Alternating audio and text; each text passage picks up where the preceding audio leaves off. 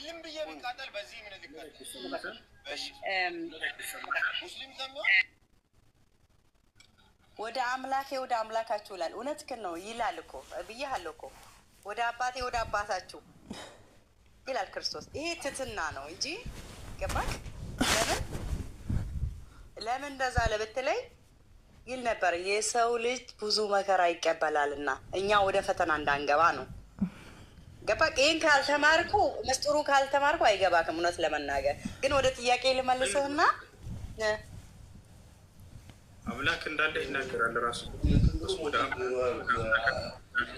ይናገራል። እሺ አምላክ የሚለው ማንን ነው? አምላክ የሚለው ማንን ነው? አብን። በጣም ጥሩ። ስለዚህ አምላኩ ነው ማለት ነው አብ ለኢየሱስ ክርስቶስ። ክርስቶስ መሞት ነበረበት እስከምሞት ነው እንጂ በስልጣን በአገዛዝ አንድ ናቸው ከአብ ጋር። ስለመሞት አይደለም ጥያቄ። ክርስቶስ አምላክ አለው አይደል? ለማንን ነው አምላኩ የሚለው ስለሽ አብ ነው አልሽ። ስለዚህ አንቺ የምታውቂው አምላክ የሚለው ስጋ ለብሶ ስለመጣ ነው። ስጋ ለብሶ ስለመጣ አምላኬ እኔን ያየ አብን አየ ማለት ለምን እሱ ስጋ ለብሷል። ገባክ? ያ ነው። እሺ አዳምጪ። አምላክ እንዳለው ራሱ ተናግሯል ኢየሱስ ክርስቶስ። ይሄን ያልኩት ስጋ ስላለኝ ነው እኔ አምላክ ነኝ አምላክ አለኝ ያልኩት ብሎ የተናገረበት ቦታ ላይ አስተምሯል ወይ? አስተምሯል ብያለሁኝ እኮ። አዎ እንደሱ አላለም። እኔና ዮሐንስ 15 ላይ አንብበው። እኔን ያየ አብን አየ፣ አብን ያየ እኔን አየ፣ እኔ ህይወትም መንገድም ነኝ ይላል እሱ። በቃ ምን ይደረግ መሰለህ እሱ አብና ከኢየሱስ ክርስቶስ ማን ይበልጣል? በስልጣን በአገዛዝ በመለኮት አንድ ናቸው። ማንም ከማንም አይበልጥም። ማንም አይበልጥም። አይበላለጡም። እርግጠኛ ነሽ? አይበላለጡም። እሺ እንደሚበላለጡ ላሳየሽ ነው። ምን ትላለሽ? አሳይኝ። ምንም ችግር የለብኝም። መጽሐፍ ቅዱስ አለ አህመድ ዮሐንስ 14:28 ካሜራ መክፈት አልችልም እሱ። እሺ ያና ቆይ ላሳይ።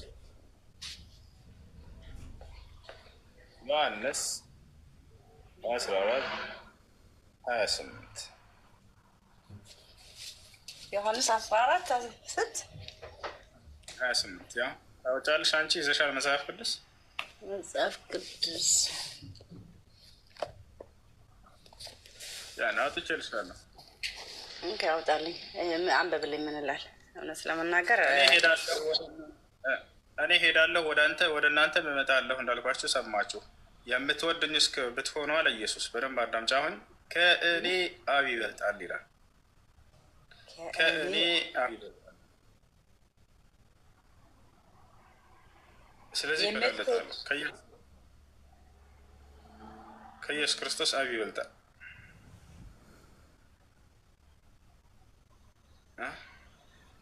በመሄድም ደስ ይበላቸው። እኩል አይደሉም፣ ይበላለጣሉ። እኩል ናቸው እያሉ እየሸወራቸው ነው። ኢየሱስ ክርስቶስ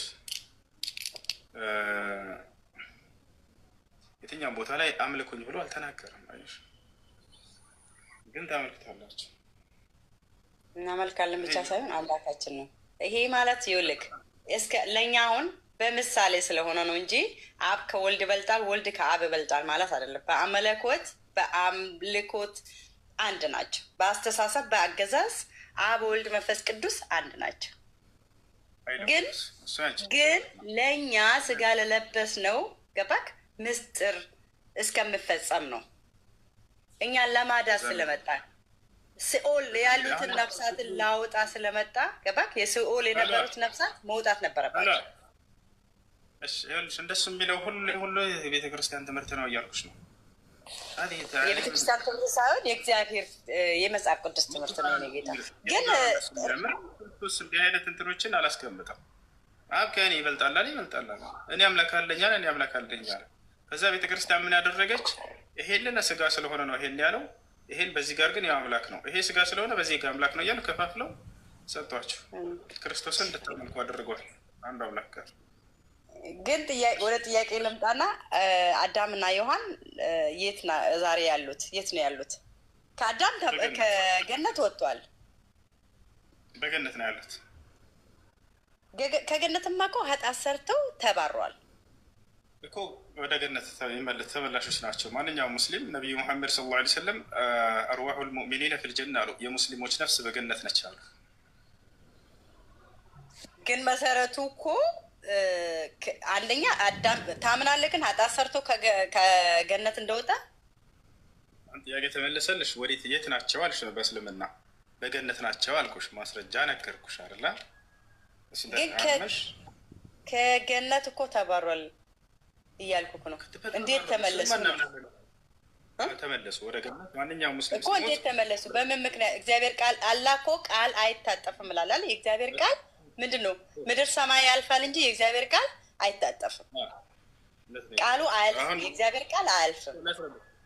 ንስሐ አደረጉና ከህዳቸው አላህ ንስሐቸውን ተቀበላቸው። አዳምና ሔዋንን ማለት ነው። ወሻል በዚህ ነው ፈተለቃ አደሙ ሚን ረቢህ ከሊማቲን ፈታበ ዐለይህ ይላል።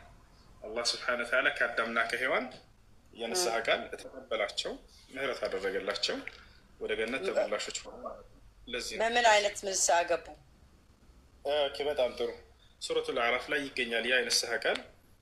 ቃለ ረበና ዘለምና አንፉሰና ወኢን ለም ተግፊር ለና ወተርሐምና ለነኩነነ ሚነል ኻሲሪን ይላል። ጌታችን አላህ ሆይ ነፍሳችንን በድለናል በኃጢአት ይቅር በለን ዘንልን። ይቅር የማታዝንልን ከሆነ ግን ከከሰሩት ሰዎች እንሆናለን ብለው ለመኑት። አምላክን መሀሪ አዛኝ የሆነ ነው እና በቃ ይሄን ካላችሁ ብሎ አምላክ ንስሐቸውን ተቀበላቸው። ፈታበ ዐለይህ ንስሐቸውንም ተቀበልኳቸው አለ። ከዚህ አላህ ስብሐነ ወተዓላ ምህረት አደረገላቸው፣ ወደ ገነት አስገባቸው። በእኛ ደግሞ እኔ እስከማውቀው ድረስ እግዚአብሔር ቃል ስለማይታጠፍ የክርስቶስ አመጣት ለዛ ነበረ። አዳም ሲኦል ማለት ከገነት ስለተባረረ ያ ቃል የእግዚአብሔር ቃል ስለማይታጠፍ ገባክ? ኢየሱስ ክርስቶስ መወለድ ያ ነበረ ምስጢሩ በእኛ ማለት ነው። ክርስቶስ ይህን ተናግሯል። እኔ የመጣሁት አዳም በሰራው ኃጢአት ላስተሰርይለት ላስምርለት ነው ብሎ በትክክል ሴቶን አስፈርሞ ስለነበረ አዳምን አስፈርሞት ነበረ። ታውቃለህ፣ ከገነት ሲወጣ ክርስቶስ አዳምን ሴጣን አስፈርሞት ነበረ ለእሱ እንደሚገዛ።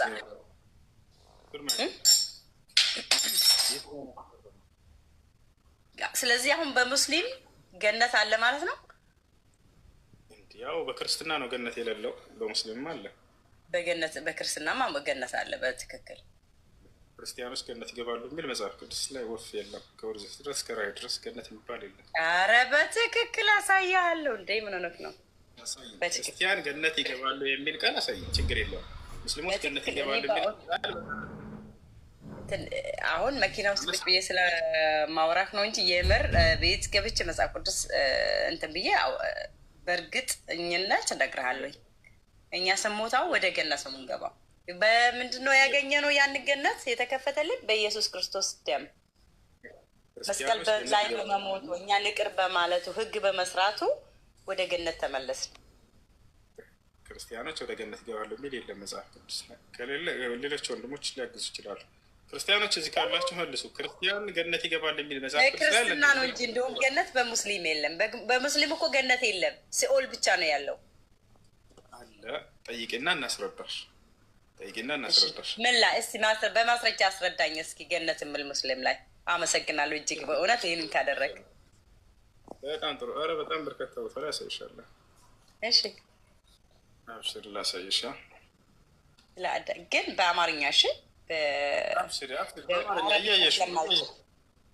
ችግር የለውም ላሳይሽ ነው። ከምናገረው በላይ እና አሁን አሳይሽ ነው። በሙስሊም ገነት የለም የሚሏቸውን ነው። ገብታችኋል አይደለ? እሷ እንዳትጠቅሷት ወደ እስልምና መጥተው እንዳይመረምሩ ምን እንዳይሉ ገነት የለም በእነሱ ብለው ነው የሚነግሯቸው። ያው የሰሙትን ነው እንትን የሚሉት። ችግር የለውም። ገነት እንዳለው በቁርአን ላይ 94 ጊዜ ተጠቅሷል። በቁርአን ላይ ይታይሻል። ቁርአን አይደለም ከላይ ቁርአን ከላይ ይላል። ያውና ቁርአን ነው። ችግር የለውም። መጀመሪያ ላሳይሽ ቁርአን እንደሆነ። ያው ቅዱስ ቁርአን በአማርኛ ይላል አይደለ? ቅዱስ ቁርአን በአማርኛ ይላል። ገና ስትከፍቺው እዚህ ጋር ይነግርሻል። ሱረቱል በቀራ ላይ ገና ሁለተኛው ምዕራፍ ላይ አማኞችን ገነት አላህ እንደሚያስገባቸው ቃል በቃል የተናገረበትን ላሳይሽ። ምን ይላል? አይሹ እነዚያን ያመኑትንና መልካሞችን የሰሩትን ለእነርሱ ከስሮቻቸው ወንዞች የሚፈስባቸው ገነቶች ያሏቸው መሆኖችን አብስሯቸው እያለ ይናገራል። ያመኑትንና መልካም የሰሩትን ገነትን እንደሚገባ አብስራቸው ይላል። ሌላ ልጨምርልሽ፣ ሌላ ሳይሽ፣ ሌላ ልጨምርልሽ። ቁርአን ግን ነቢዩ መሐመድ ነው የጻፉት ወይስ ከሰማይ ነው የወረደው? ከሰማይ መልአኩ ገብርኤል ይዞት ወረደላቸው፣ ቃሉን ሰጣቸው። አሁንም እዚህ ጋር ላሳይሽ ነይ ያለ እዚህ ጋር ይታይሻል። ለእነዚያ ሱረት ሉቅማን ያ እነዚህ ጋር እነዚያ ያመኑና መልካሞችን የሰሩ ለእነርሱ የጸጋ ገነቶች አሏቸው ይላል። እሺ በአላህም ነው መልካም ለሰሩ የጸጋ ገነቶች አሏቸው ካለ በኋላ በእርሷ ውስጥ ዘውታሪዎች ሲሆኑ አለ ለዘላለም በእርሷ ዘውታሪዎች ናቸው። አላህም እውነተኛን ተስፋ ቃል ገባላቸው አለ። ይህ የአምላካችን የአላህ ቃል ኪዳን ነው፣ ቃሉ ነው። በእኔ አምኖ መልካምን ለሰራ ገነትን አስገባዋለሁ ብሎ ቃል ገብቷል። እርሱም አሸናፊና ጥበበኛ ነው ይላል። ሌላ ቦታ ልጨምርልሽ እና ይህ ሁሉ አለ። በጣም በርካታ ቦታ አለ አላህ ሱብሓነሁ ወተዓላ ለአማኞች ገነትን ቃል እንደገባላቸው።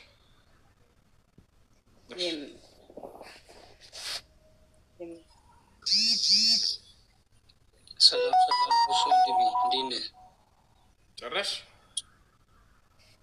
ግን ኢየሱስ ክርስቶስ ለእናንተ ምንድን ነው? ኢየሱስ ክርስቶስ ለእኛ የተከበረ መልእክተኛ እና ነቢይ ነው። አምላክ ለእስራኤል ሰዎች ምንድን ነው መልእክት የወረደላቸው መልእክት ምንድን ነው? ከእርሱ ያመጣው መልእክት ልክ እንደ ቀደምት ነቢያት ያን የላከውን አንዱን አምላክ በብቸኝነት አምልኩ፣ በእርሱ ላይ ቅንጣትን አታጋሩ የሚል ነው። ወኢነ ላሀ ረቢ ወረብኩም ፈዕቡዱሁ ሀዛ ሲራጡን ሙስተቂም አላቸው። የእኔም ጌታ የእናንተም ጌታ እርሱ አላህ ብቻ ነው፣ እርሱም በብቸኝነት ተገዙት፣ ይህ ነው ቀጥተኛ ጎዳና እያለ አስተማረ መሲሁ ይለናል። ላሳይሽ። ይሄንን ራሱ መሲሁ የተናገረበት ቅዱስ ገብርኤል ባወረደው መጽሐፍ ላይ ነው ወይስ ቅዱስ ገብርኤል ራሱ ለነብዩ ቅዱስ ገብርኤል ራሱ እንዳወረደው አሳይሻለሁ። ቁርአንን በዚህ ቃል ላይ ቀደምት ነቢያት ምን አስተምረው እንደነበር ቅዱስ ገብርኤል ከአምላክ ዘንድ ገልጦላቸው ይዞላቸው መጣ። ቅዱስ ገብርኤል መልአክ ነው ለእናንተ ማለት ነው? የተከበረ መልአክ ነው። ለአምላክ በጣም ያከበረው የመረጠው መልአኩ ነው። ወደ ነቢያት ሲልከው የነበረው መልአኩ ነው።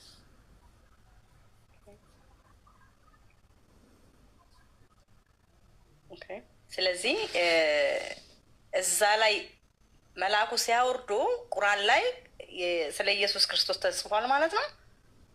አዎ በደንብ ተጽፏል እንጂ ክርስቶስ በድንግልና መወለዱ ተጽፏል። ድንግል ማርያም ማንም ወንድ ሳይነካት በድንግልናዋ እያለች እንደወለደችው ተጽፏል። የተወለደበት ምክንያቱስ ይህንንም ጠይቃ ነበር። ለምን እንደሆነ ማርያም ገብርኤልን ጠይቀዋለች። ወሊነጅዐለሁ አያ አላት። አምላክሽ አላህ ከአንቺ ያለ አባት ልጅን መፍጠር የፈለግኩበት ዓላማ ተአምር ላደርገው ነው አላት። አይሽ አምላክ ከወንድና ከሴት ብቻ ሳይሆን ያለ ወንድ ከሴት ብቻ የሚፈጥር ኃያል መሆኑን ለማሳየት ያደረገው ተአምር እንጂ ክርስቶስ ሰራ የነበረው ሌላ ዓላማ የለውም ማለት ነው እንጂ የክርስቶስ የእግዚአብሔር ስራ ጥበቡን ማሳየት ብቻ ነው ወይስ ክርስቶስ ላይ ዓላማ ነበረው? በሙስሊም የእውነት ስለማላውቀው ነው። ችግር የለም አብሽር። አሁን የአምላክ በእርሱ ላይ ምን ያክል ኃያል እና ችሎታ አምላክ ተአምረኛ መሆኑን አንደኛ ለመግለጽ ያደረገው ድርጊት ነው። አምላክ ለካ ያለ ወንድ ከሴትን ብቻ መፍጠር ይችላል የሚለውን ይሄን ለማለት አምላካችን አላህ በአራት መንገድ ሰዎችን ፈጥሯል። አንደኛ ያለ ወንድ ያለ ሴት ከአፈር ሰውን አስገኝቷል አይደለ? አዳምን እናትም አባትም የለውም። ሁለተኛ ደግሞ ከአዳም የግራ ጎን ሔዋንን ፈጠረ፣ ከማን ከወንድ ሴትን ፈጠረ ማለት ነው። ይሻል። ሶስተኛ ደግሞ ምን አደረገ? ከወንድና ከሴት እኔ አንቺ ሁላችንም የተፈጠረ ነው ማለት ነው። አራተኛ ደግሞ ምን ቀረህም? ያለ ወንድ ከሴት ብቻ ቀረ። ይሄን ደግሞ በመሲሁ ላይ ሰራ። በሁሉም መንገድ አፈጣጠር ቻይ መሆኑን ሊያሳይ ዘንድ ይሄን አደረገ በመሲሁ ላይ። ከዚያ መሲሁ ለሌላ ዓላማ አለው ወይ? አው ቀጥሎ ምን አላት? መልአኩ ገብርኤል ከአምላክ ዘንድ በተቀበለው ቃል ተአምር ላደርገው ብሏል ካለ በኋላ ወራህመተን ሚና ብሎ ገለጸ። ከእኔም የሆነ እዝነት ሲሆን ለእስራኤል ሰዎች አለ። አይሽ አምላክ ለእስራኤል ሰዎች ሊያዝንላቸው ፈለገና መሲሁን ላከላቸው። መሲሁ ምንድነው ስራው? ኢየሱስ ነው። መሲሁ ሂዶ የአምላክን ስራና የአምላክን ብቸኝነት እርሱን መመለክ እንዳለበት ያስተምራቸዋል። ሰዎች ያንን ሲተገብሩ ጊዜ ከአምላክ ጋር ይታረቃሉ ማለት ነው። ከአምላክ ጋር ህብረትን ያደርጋሉ ማለት ነው። ወሻል አይደል? መሲሁ ሂደው ምን አስተማረ? አምላክ ለዚህም እውነተኛነቱን ሊያረጋግጥለት ተአምራትን ሰጠው። ሙታንን የማስነሳት ተአምር ሰጥቶት ነበር። ሙታንን ያስነሳ ነበር መሲሁ። ወሻል ልክ እንዲሁ ማየት የተሳናቸውን ይፈውስ ነበር። መስማት የተሳናቸውን አፈድዳዎችን አፋቸውን ይከፍት ነበር። ይህንን የሚያደርግ ይቅርታ፣ እዚህ ላይ ይህንን ያደርግ የነበረው አላህን እየጠየቀ ነው። በራሱ ስልጣን ነው። ማንኛውም መላእክት፣ ማንኛውም ነቢያት ከዛ በፊት መጥተዋል፣ ብዙ ነቢያት። ነገር ግን እውርን አበሩ ሙታንን አያስነሱም ነበረ። ይህንን ታምር አደርግ የነበረው ግን ኢየሱስ ክርስቶስ ብቻ ነው። ምንም ክርስቶስ አላህን እየለመኑ ነው ይሄን ሳያደርግ የነበረው ወይስ በራሱ ስልጣን? በአምላኩ ፈቃድ አምላኩ ነው ይሄን የሚያደርግለት። እንደ ቁርአንም እንደ መጽሐፍ ቅዱስም ከክርስቶስ በፊት ሙታንን ያስነሳሉ፣ አይንንም ያበራሉ። ከፈለግሽ እንደ መጽሐፍ ቅዱስም ሰጥሻለሁ። እንደ ቁርአንም ነቢያት ከዛ ሙታን ያስነሱት ነቢያት አልነበሩም። ከዛ በፊት ከክርስቶስ በፊት አሉ። ላሳይሽ እችላለሁ።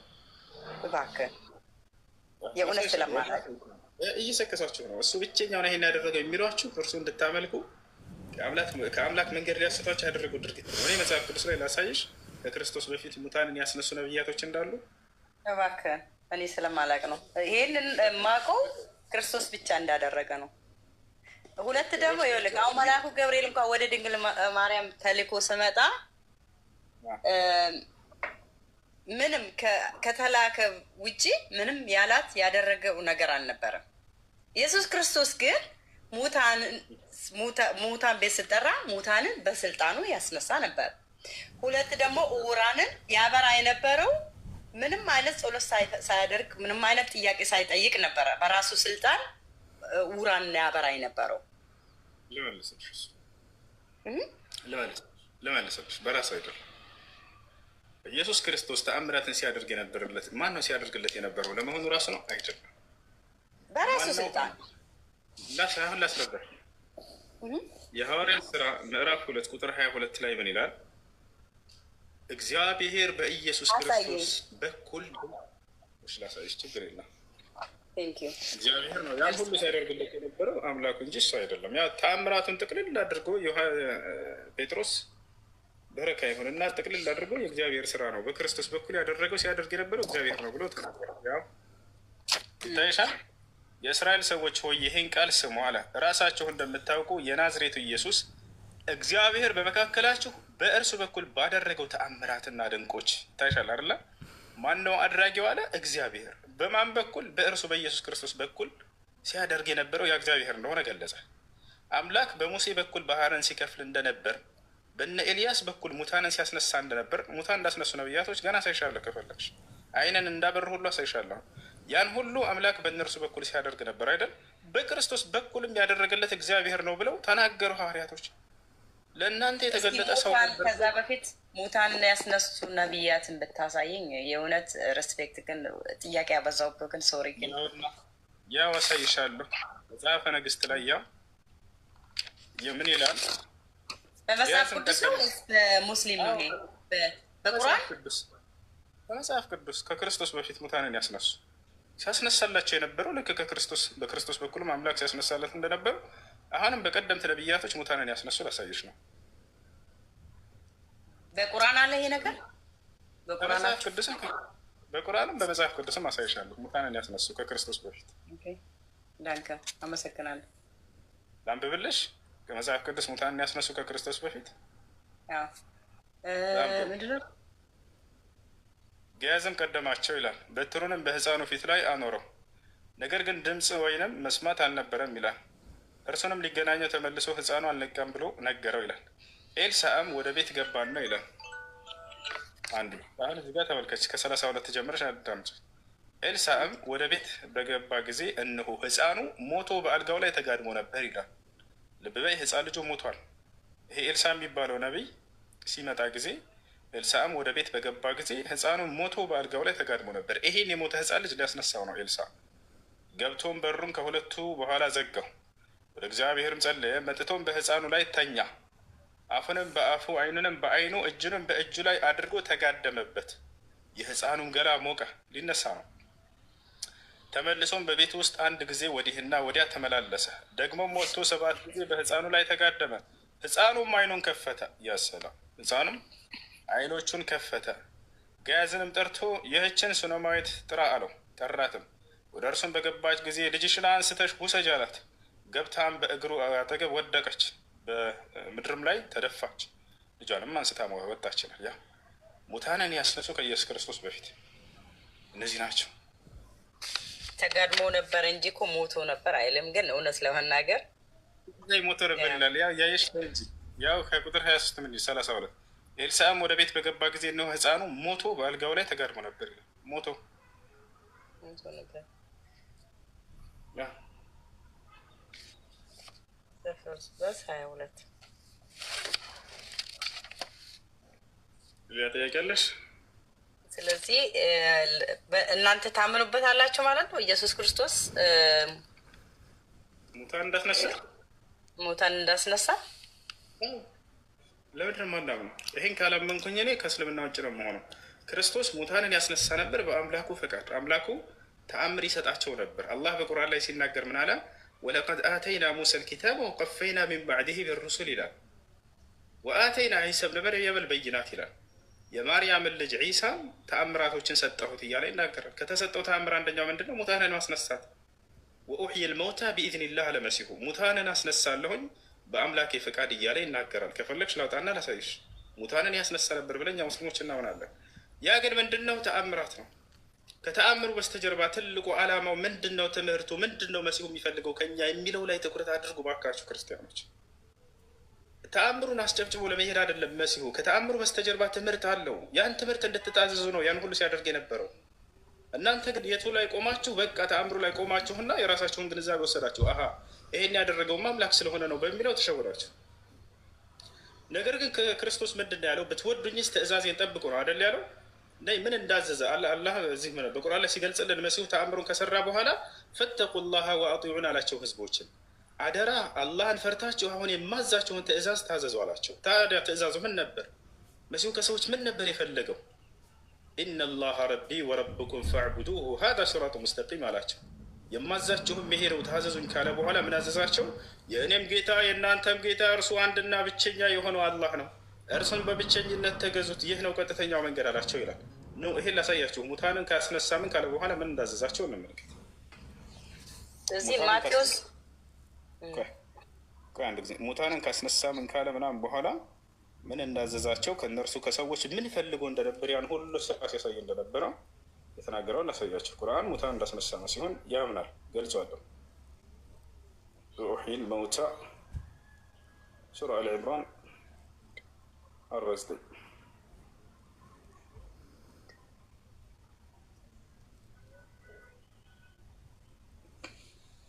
ያውና እዚህ ጋር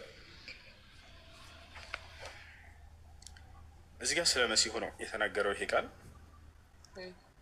ያውና ማርያም መጀመሪያ ትናገራለች። ጌታ ይሁን ቁጥር ስንት ነው? 48 ምዕራፍ 3 ቁጥር ከ47 ጀምሮ እናገረው። መጀመሪያ ተነገራት በመልአኩ ገብርኤል መጥቶ እዚህ ጋር በስርዓት ነገራት። መላእክትም ያሉትን አስታውስ። መርየም ሆይ አላህ ከእርሱ በሆነው ቃል ስሙ አልመሲህ ዒሳ የመርየም ልጅ በዚህ ዓለምና መጨረሻይቱም ዓለም የተባረከ ነው ብለን እናምናለን። ከባለሟሎችም የሆነ ልጅ ያበስርሻል ብሎ ገብርኤል ነገራት። ከዚያም ቀጥላት በህፃንነቱና ልክ እንዲሁ በወጣትነቱም ሰዎችን ያነጋግራል አላት። ከመልካሞቹም ነው ብሎ ነገራት። ከዚያ እሷ ጠየቀች፣ ጌታዬ ሆይ አለች፣ ሰው ያልነካኝ ሲሆን ለእኔ እንዴት ልጅ ይኖረኛል አለች። ነገሩ እንዳልሽው ነው፣ አላህ የሚሻውን ይፈጥራል። አንዳችን ነገር በሻ ጊዜ ለእርሱ ሁን ይለዋል፣ ወዲያውም ይሆናል አላት። ሁን በሚለው ቃሉ እንደሚያስገኘው እንደሚፈጥረው ነገራት። ማንም ወንድ ሳይገናኘሽ በቃ ሰው ሁን ብሎ ያዛል፣ እርሱ ወዲያም ሰው ይሆናል። ከዚያ ለልጁ ስለሚሰጠው ጸጋ ቀጥሎ ነገራት። ያው ጽሕፈትንና ጥበብንም ተውራትንም ኢንጅልንም ያስተምረዋል ልጅሽን አምላክ ብሎ ነገራት። ከዚያ ምን አላት? ወደ እስራኤል ልጆችም መልእክተኛ አድርገው ይልከው፣ ወደ እስራኤል ልጆችም መልእክተኛ አድርገዋል ይላል። ምን ይላል መሲሁ? ይላልም እኔ ከጌታዬ ዘንድ ተአምር ወደ እናንተ አመጣሁላችሁ እያለ ይናገራል። እዚህ ጋር ሙታንን እንዳስነሳ ያውና ተመልከች፣ በአላህ ፍቃድ እያለ ይናገራል። ወኡሕይል መውታ ቢኢዝኒላህ ሙታንንም አስነሳለሁ ይላል። ይታይሻል። ሙታንንም በአላህ ፍቃድ ግን አይልም። ይላል። ያን በእርሱም ተነፍስበታለሁ፣ በአላህም ፍቃድ ወፍ ይሆናል። በአላህም ፍቃድ እውር ሆኖ የተወለደን ለምጸኛን አድናለሁ፣ ሙታንን አስነሳለሁ፣ የምትበሉትንና በቤታቸው የምታደርጉትንም ሁሉ ነግራቸዋለሁ።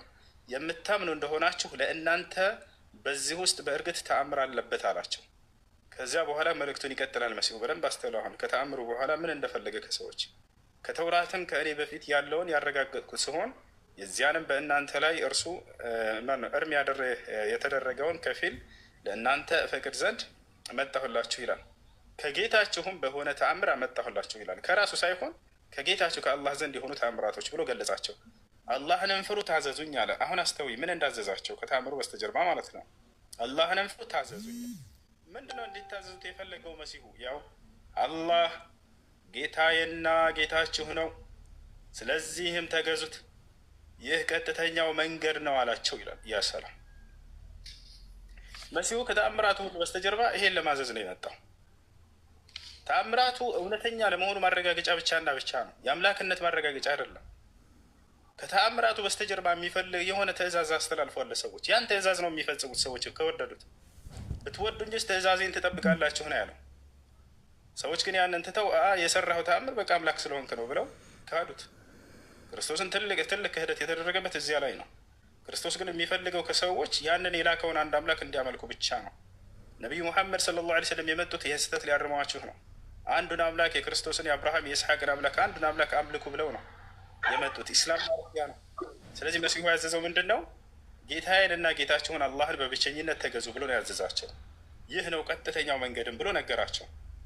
እርሱ የእውነትን መንገድ ለሰዎች አስተምሯል። ያም የእውነት መንገድ አንዱን አምላክ በብቸኝነት አምልኩ የሚል ትምህርት ነው። ይህን ይመስላል። በጣም ልጠይቅ። በኢየሱስ ክርስቶስ ታምናላችሁ ማለት ነው? አዎ ኢየሱስ ክርስቶስ እናምናለን። በእርሱ የአምላክ እውነተኛ መልእክተኛና ለምሳሌ ኢየሱስ ክርስቶስ ጥምቀትን ተጠምቆ ጥምቀትን መስርቷል። በጥምቀት ለምን አታምኑም ታዲያ? ወደ እሱ እንመጣለን። እሺ ወደ ጥምቀት እንምጣ። እሺ ጥምቀት አስመልክቶ የተጠቀሱ ነገራቶች አሉ። ስለዚህ እናያቸው። ጥምቀት በተካሄደ ጊዜ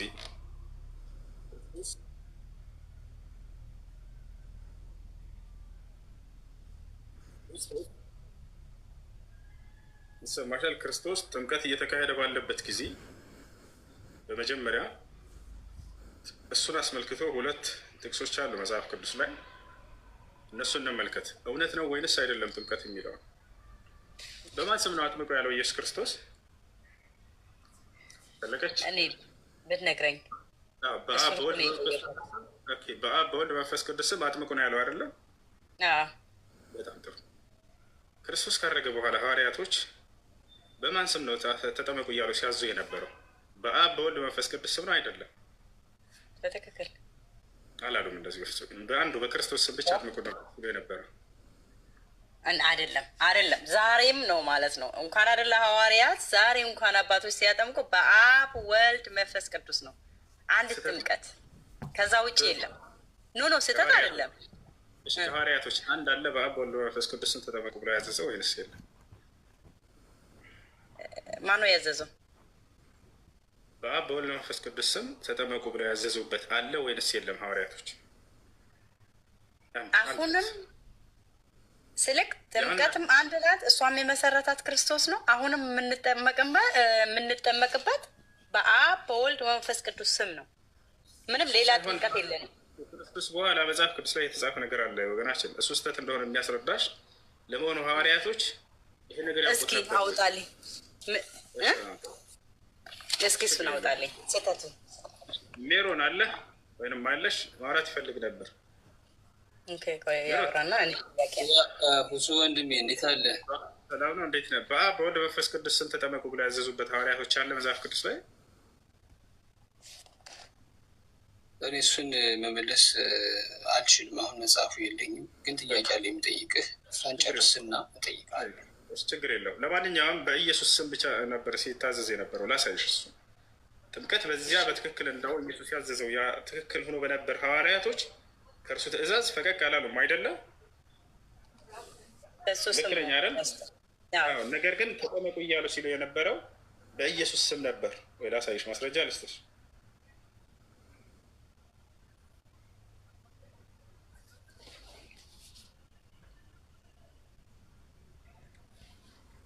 እሺ እሺ እሺ እሺ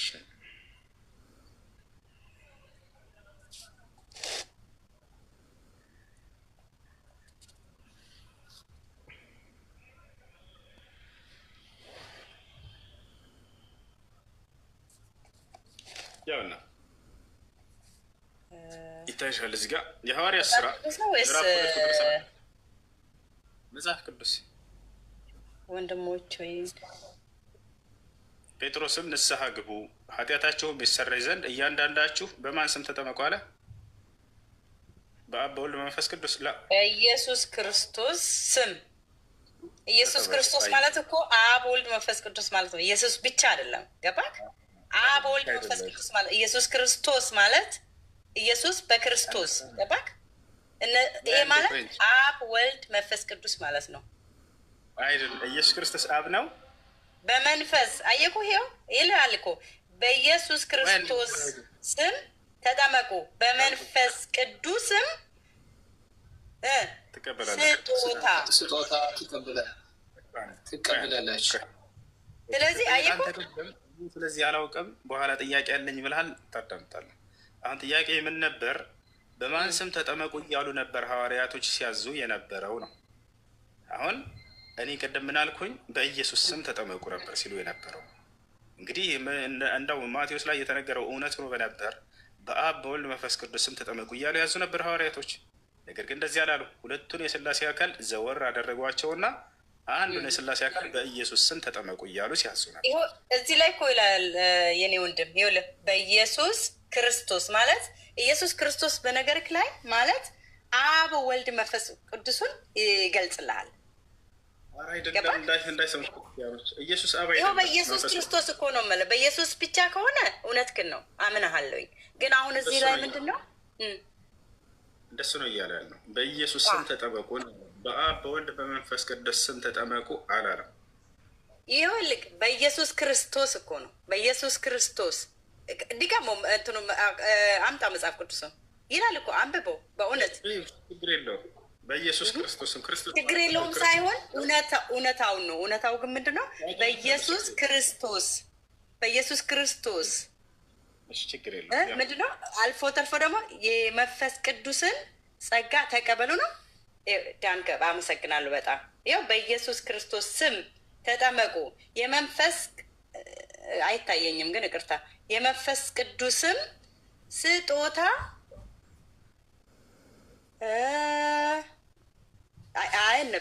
አይታየኝም። እውነት ተከል እንትኑ ማለት ትቀበላላችሁ። ይሄ ማለት እመነኝ አብ ወልድ መንፈስ ቅዱስ ማለት ነው። በኢየሱስ ክርስቶስ አሁን በኢየሱስ ቢሆን ኖሮ ይኸው በኢየሱስ ክርስቶስ እኮ ነው። አየኩላ በኢየሱስ ክርስቶስ ክርስቶስ ከተባለ ክርስቶስ ብቻውን አይደለም። ኢየሱስ ክርስቶስ አረ ወገናችን ክርስቶስ የተባለው ኢየሱስ ነው። አብ ክርስቶስ ነው አይደለም? እሺ ችግር የለውም። ኢየሱስ ብቻውን ኢየሱስ ወልድ የተወለደው ኢየሱስ ነው ስሙ። በኢየሱስ ክርስቶስ ከሆነ ግን ምንድነው? ሶስትነታቸውን ማለት ነው። የሥላሴ ሶስትነት ነው ይሄ የሚገልጸው። ይሄ እውነታውን ነው የምነግርህ። ክርስቶስ ማለት ምን? ክርስቶስ ማለት ችግር የለውም። ክርስቶስ እሺ አብ ክርስቶስ ነው ብለሽ ታምኛለሽ? አብና መንፈስ ክርስቶስ ናቸው። አብ ወልድ መንፈስ ቅዱስ ማለት ሶስቱ ሥላሴ ማለት ነው። በአካል ሶስት፣ በመንፈስ በመለኮት አንድ ናቸው። በአገዛዝ አንድ ናቸው ስላልሽ ነው። ቆይ ክርስቶስ የሚለው ሶስቱንም ያጠቃልላል እያልሽ ነው። አብ ክርስቶስ ነው ወይ? አብ ወልድ መንፈስ ቅዱስ ኢየሱስ ክርስቶስ ማለት ነው። ሶስቱ ሥላሴ ሎቱ አይነጠሉም።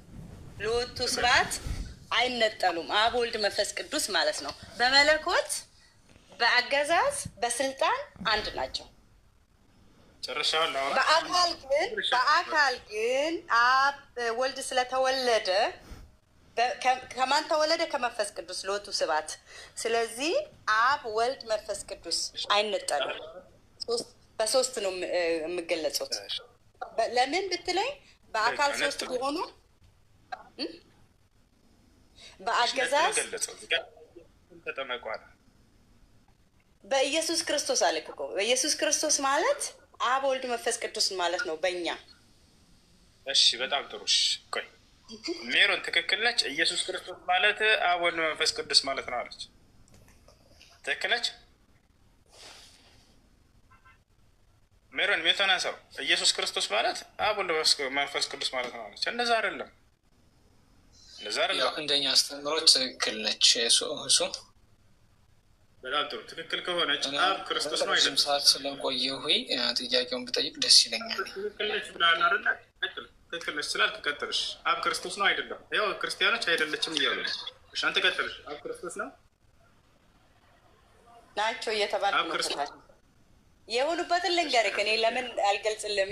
የሆኑበትን ልንገርህ። ይኸውልህ መመለስ ጀምሯል አይደለ? እያወራህ ከሆነ ተቆርጭ። እሺ ሜሮን ሜቶና ሰው አብ ክርስቶስ ነው አይደለም? እሱ እኔ ጥያቄ ልጠይቅ ነው የገባሁት። ኦልሬዲ ልጇ እየመለሰች ልክ ነው። ልክ ነች ያልክ አይደለ? እሺ አብ ክርስቶስ ነው። አብ ክርስቶስ ነው። ክርስቶስ ማለት ምን ማለት ነው? ክርስቶስ ማለት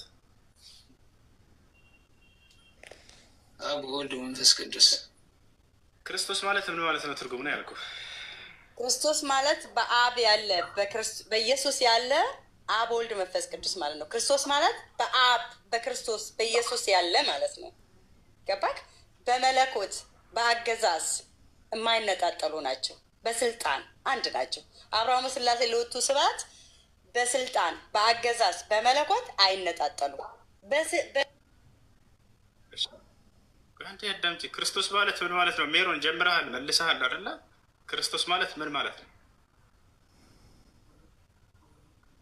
እሱ የመለሰችልኝ እኮ ነው። እኔ አሁን ጥያቄ አድርጋት ረዥም ሰዓት የቆየሁትና ልጠይቅህ ነው። ሰማን አይደለ? በቃ ልመልስላቸዋለሁ። ክርስቶስ ማለት የተቀባ ማለት ነው። ረዥም ሰዓት ስለቆየሁ ልጠይቅ እፈልጋለሁ። ወንድም ያሁሱ የምታብራራለህ? ክርስቶስ ማለት ይኸውልሽ፣ ፈለቀ ሚትሽ ናቸው ምትሽናቸው አንድ ጊዜ ሰው አድርጎኝ ነው እንጂ ሞቱ። እሺ እሺ እሺ ይኸውልሽ ክርስቶስ ማለት የተቀባ ማለት ነው። እሺ ትርጉሙ ምንድን ነው ብዬ እየጠየቅኩሽ አልመለስሽውም። እሱ የተቀባ ማለት ነው። አሁን ጥያቄው ስለዚህ አብ አምላኩን የቀባው ስለዚህ አብ የተቀባ ነው ወይንስ አይደለም ነው አሁን ጥያቄ። አብ አምላክ የነበረ አዳምን ከገነት የሰደደ አብ ማለት እኮ አዳም አይደለም ጥያቄው። ኧረ በፈጣሪ ሌላ እንትን አታንሺው። ቀቢ ነው ተቀቢ ነው አብ ባጭሩ ቀቢ ነው ተቀቢም። እኔ የእውነቴን ነው የምልህ።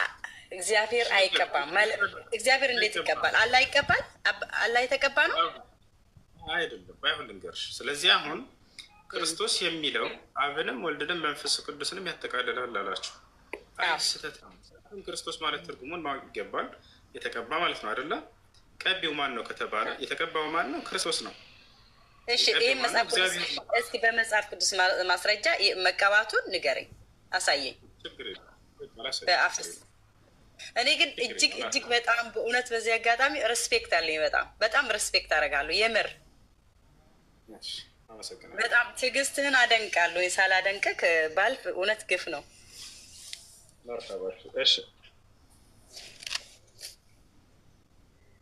ያው እና እግዚአብሔር ቀቢ ነው፣ ኢየሱስ ክርስቶስ ተቀቢ ነው። ስለዚህ ክርስቶስ የሚለው ምኑ ከነ ማስረጃው መጽሐፍ ቅዱስ ላይ አይደለም። መጽሐፍ ቅዱስ ላይ የሐዋርያት ስራ ምዕራፍ የሐዋርያት ስራ ምዕራፍ 10 ቁጥር 38 ምን ይላል? እግዚአብሔር የናዝሬቱን ኢየሱስን በመንፈስ ቅዱስ በኃይልም ቀባው ይላል። አየሽ፣ ቀቢው ማን ነው? እግዚአብሔር። ተቀቢው ኢየሱስ ክርስቶስ። ያ ወደ ላይ እስኪ መልካም እያደረገ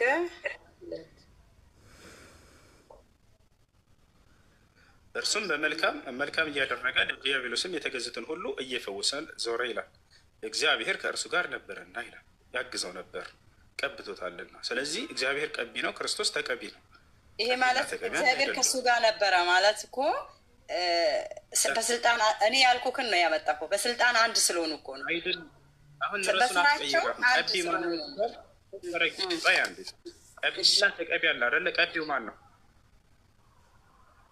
እግዚአብሔር የላከው አብ። አሁን እኮ እኛ ወልድ ተወለደ ስንል እኮ እግዚአብሔር እኛ ስጋ ለብሶ መጣልን ነው፣ ወደኛ ተወለደ ወደ ምድር። የተቀባው ማን ነው? ኢየሱስ ክርስቶስ ነው አይደለ? እሱን ለማወቅ ነው። አሁን እዚህ ጋር ከእርሱ ጋር ነው ሲል ምን ማለት ነው? በእነዚህ ስራዎቹ ላይ ይረዳዋል፣ ቀብቶታልና። ምን በማድረግ አጋንንትን በማስወጣት ሌላ በመፈወስ ምናምን ላይ ይረዳው ነበር እግዚአብሔር። በእርሱ በኩል ድንቅና ተአምርን ያደርግ ነበር እግዚአብሔር እንደተባለው ማለት ነው። ያ ነው። እሺ ለማንኛውም ይሄን ይመስላል። ለሌሎች ወደ ታቹረን ሀገር በኢየሩሳሌም እያለ እኮ ሄደ። እርሱም በእግዚአብሔር ይነግርልህ። እሺ ለማንኛውም ይሄ ነው። እዚህ ጋር ቀቢና ተቀቢ ያለ፣ ቀቢው እግዚአብሔር ነው፣ የተቀባው ክርስቶስ ነው። ስለዚህ በክርስቶስ ሲል እዚያ ቦታ ላይ አብንም ወልድንም መንፈስ ቅዱስ ያጠቃልላልሽው ስህተት ነው። ክርስቶስን ብቻ ነው የሚመለከተው ለማለት ነው። ሜሮን ጥያቄ ምንድን ነው? ይቅርታ በጣም እሺ ወንድሜ፣ እሺ እሱ በጣም አመሰግናለሁ። በትዕግስት ለምትመልሰው መልስ ደግሞ በድጋሚ አክብሮት ሰላምታ ይግረድ ብያለሁ እግዚአብሔር ላንተ ላይ እና የኔ ጥያቄ ብዙ ጊዜ እስልምናን ያው እከታተላለሁ። ነገር ግን ዛሬ የምጠይቅህ ለአንተ ሙስሊሞች የምትሰግዱት ለማን ነው? ዝቅ የምትሉት የምታጎበድዱት ለማን ነው? የአክብሮት ሰላምታ የምታወርዱትስ ለማን ነው? ይሄን ማወቅ እፈልጋለሁ። መጀመሪያም ጠይቀ ይሄን ነው። አጭር መልስ ነው የምትሰጠኝ። ከዛም በኋላ ሌላ ጥያቄዎች አሉኝ።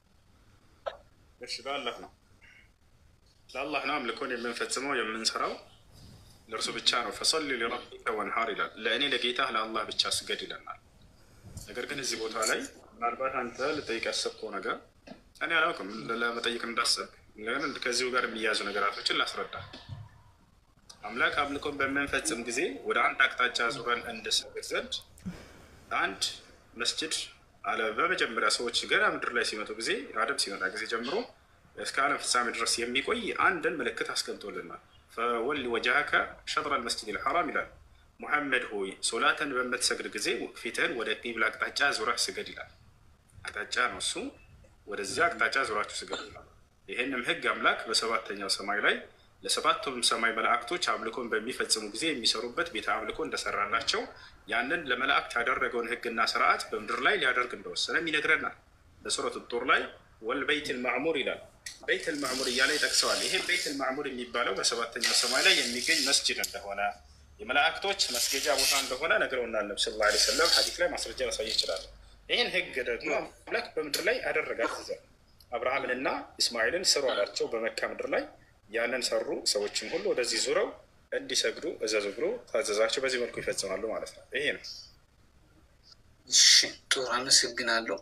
ኦኬ የዚህ ተቃራኒ ጥያቄ ደግሞ አላህ ለሰው ልጆች ዝቅ ይላል ወይ? ያጎበድዳል ወይ? ይወርዳል ወይ? ሰላምታ ያወርዳል ወይ? ዝቅ ይላል ወይ ለሰው ልጆች? እኔ ኦርቶዶክስ ነኝ፣ ማወቅ መቻል ስላለብኝ ነው። መጀመሪያ ይወርዳል፣ ያጎበድዳል፣ ይሰግዳል፣ አላህ ዝቅ ይላል ለሰው ልጆች? በእርሱ ይሰገድለታል እንጂ አይሰግድም። ኦኬ የአክብሮት ሰላምታም ለሰው ልጆች አያወርድም? አንድ ላስረዳ። አሁን እዚህ ቦታ ላይ አምላክ በነቢዩ ሙሐመድ ሰለላሁ ዐለይሂ ወሰለም ላይ እንዲሁም ለቀደምት ነቢያቶች ላይ ውዳሴውን ያሰፍንላቸዋል፣ ሰላሙን ያሰፍንላቸዋል። ገብቷቸዋል። ወለዚ አላህ ምን ይላል? ኢነላህ ወመላኢከተሁ ይሰሉነ ዐለ ነቢይ ይላል። አላህ እንዲሁም ደግሞ መላእክቶቹ በነቢዩ ሙሐመድ ሰለላሁ ዐለይሂ ወሰለም ላይ እንዲሁም በቀደምት ነቢያቶች ላይ ውዳሴን ያሰፍንላቸዋል። ያ ደግሞ መስገድ ወይንም ማምለክ አይደለም፣ ዝቅ ማለት ማቆፍ።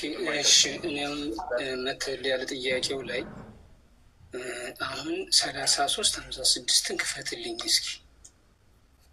ችግር የለም። አሁን የጠቀስኩት አንቀጽ ነው። ችግር የለም። ስለማውቀው ነው የምጠይቃቸው ክፈተውና እዛ ላይ የምጠይቅ ጥያቄ አለ። አብሽርሽ 33:56 ያውሽ አሁን የጠቀስኩት ማለት ነው። እስከ አማርኛውን አድርግልኝ እስኪ። ችግር የለውም። አብሽር። ያው አንተው እስኪ። አላህና መላእክቱ በነቢዩ ላይ የአክብሮት እዝነትን ያወርዳሉ። እናንተ ያመናችሁ ሆይ በእርሱ ላይ የአክብሮት እዝነትን አውርዱ፣ የማክበርንም ሰላምታ ሰላም በሉ ይላል። እሺ አሁን እዚህ ላይ የሚጠይቅ ጥያቄ አላህና መላእክቱ በነቢዩ ላይ የአክብሮት እዝነትን አውርዱ ይባላል። ለምሳሌ አሁን እናንተ በነቢዩ ላይ የአክብሮት ሰላምታ የምታወርዱት እንዴት ነው? በጣም ጥሩ በጣም ጥሩ። ባለንበት ቦታ ላይ ሆነ በጣም ጥሩ። ይሄን ጥያቄ ነቢይ ሙሐመድ ሰለላሁ ዐለይሂ ወሰለም ራሳቸው ተጠይቀው ነበር። ማስረጃውን አውጥቼ ላሳየህ። እንዳው እንዴት ነው በእርሶ ላይ የአክብሮት ሰላምታን እና ሰላምን የምናወርደው እንዴት ነው ተብለው ተጠየቁ። ቁሉ በሉ፣ ንግግር ነው ገብተዋል። መስገድ ምናምን ማጎብደድ አይደለም። ቁሉ በሉ አላሁመ ሰሊ ወሰሊም ዐላ ነቢይና ሙሐመድ፣ አምላካችን አላህ ሆይ በነቢዩ ሙሐመድ ላይ ውዳሴህንና ሰላምህን አስፍን ብላችሁ እርሱን ነው የምትጠይቁት አሉ። አንደኛ እርሳቸውን አይደለም የምንጠይቀው፣ ሁለተኛ ስግደት ወይም አምልኮ አይደለም፣ ንግግር ብቻ ነው። አምላካችን አላህ ሆይ በነቢዩ ሙሐመድ ላይ ውዳሴህን አስፍን የሚለውን ቃል ነው የምንናገረው። ይህን ተጠይቀው ራሳቸው እንደመለሱ ከፈለግከው ማስረጃውን አሁን ላወጣልህ እችላለሁ። ላሳየህ። ችግር የለውም ልመጣልን። አሁን እኮ እዚህ ላይ ክልል ልታደርግልህ የፈለግኩት ነገር አለ። አሁን አንተ ያደረግከው ሌላ ነገር ነው። አሁን ለምሳሌ እናንተ በነቢዩ ላይ የአክብሮት ሰላምታ የምታወርዱት እንዴት ነው ነው የኔ ጥያቄ። አጭር ጥያቄ ነው። እንደዚህ ነው ብለህ ንገረኝ። ከዛ ደግሞ ጥያቄውን እንቀጥላለሁ። አምላካችን አላህ ሆይ በነቢዩ ሙሐመድ ላይ ውዳሴህን አስፍን ብለን እችን ቃል መናገር የትኛው ቦታ ነው? ሰለላሁ ዐለይሂ ወሰለም አይደለም። እና ቃሉ ምን ይባላል? በአረብኛ ነው የምትሉት? በአማርኛ ነው የምትሉት? በምንድን ነው የሚባለው? በአማርኛ ማለት ችግር የለም፣ ውዳሴ ነው። ሰለላሁ ዐለይሂ ወሰለም ማለት ነው። አላሁመ ሰሊ ወሰለም። በጣም ጥሩ። ስለዚህ አላህና ነብዩ ሰለላሁ ዐለይሂ ወሰለም ይላሉ ማለት ነው። እዚህ ላይ በሚጠቅስልን መሰረት ደግሞ እሱን ላሳይ። አምላክ አላህ ደግሞ ውዳሴውን ያሰፍንላቸዋል እያልን ነው። ዩሰሊ ዐለይኩም ያዩለ አምላካችን አላህ ስብሐነሁ ወተዓላ በነቢዩ ሙሐመድ ሰለላሁ ዐለይሂ ወሰለም ላይ ውዳሴውን ያሰፍናል። እኛ ደግሞ ምንድን ነው ስራችን? አምላካችን አላህ ሆይ በነቢዩ ሙሐመድ ላይ ውዳሴን አስፍን የሚል ቃልን መናገር። ገብቶኛል። ትክክል ነው እሱ ወንድሜ፣ ትክክል ነህ። እኔ የምትመልስልኝ አሁን እዚህ ላይ ክሊር የምታደርግልኝ ነገር ቢኖር እናንተ ሰለላሁ ዐለይሂ ወሰለም ስትሉ አላህና መላእክቱስ እንደናንተ ነው ወይ የሚሉት ነው። ይህን አጭር ጥያቄ ነን መልስልኝ። እንደዛ ማይሉ ከሆነ ለምን ተጻፈ እዚህ ላይ? እንደዛ ማይሉ ከሆነ ሰላም ያስረዳህ ነው። አላህ ውዳሴን ያሰፍናል በነቢዩ ሙሐመድ ላይ እንደሚለው ቃሉ ራሱ ማለት ነው። የተጻፈውን እኮ ነው እያነበብኩልህ ያለሁት፣ እያስረዳ ያለሁትንም እሱ ነው። ምንም ሳልጨምር ካልቀነስ አላህ በነቢዩ ሙሐመድ ላይ ውዳሴን ያሰፍናል። ታላረ እሱ ውዳሴን የማስፈን ስራ ነው። ይህን ታምንበታለን ማለት ነው። ይህን የቁርአን ቨርስ እናምንበታለን እንጂ። ስለዚህ እንደዛ ከሆነ አላህ ይናገራል ማለት ነው። አዎ አላህ ይናገራል። ስለዚህ የሚናገረው በአረብኛ ነው ማለት ነው። አላህ ሁሉንም ቋንቋዎች የሚያውቅ የሆነ አምላክ ነው። ሁሉንም ነቢያት በየቋንቋቸው ያናግራቸዋል፣ በየሁሉም ይናገራል። ቋንቋዎችን ሁሉ የፈጠረው እሱ እንደሆነ ማስረጃ ሰጣለ። ችግር የለም።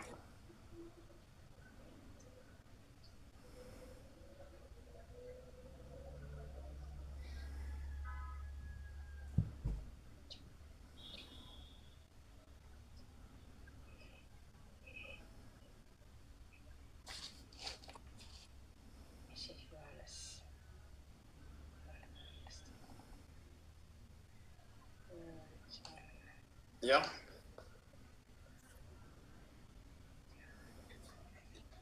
ምን ይላል? ሰማያትን እና ምድርንም መፍጠሩ ይላል። ስለ አላህ ተአምራቶች የገለጸልን ነው ቁርአን። ሰማያትን እና ምድርን መፍጠሩ የቋንቋዎቻችሁንና የመልኮቻችሁንም መለያየት አስደናቂ ምልክቶች ነው ይላል። ቋንቋዎችን ሁሉ መልኮቻችንንም ሁሉ በተለያየ ሁኔታ መፍጠሩ ይህ ከአስደናቂ ስራዎቹ ነው እያለ ቁርአን የአላህን ስራዎች ሁሉ ይገልጽልናል። በዚህ ውስጥ ለአዋቂዎች ተአምራቶች አሉበት ይለናል።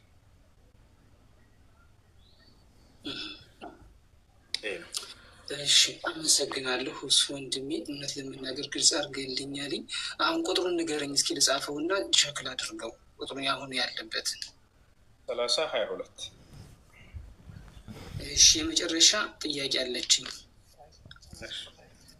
ያው ጊዜ እንዳልይዝ ለሌሎች ብዬ ነው።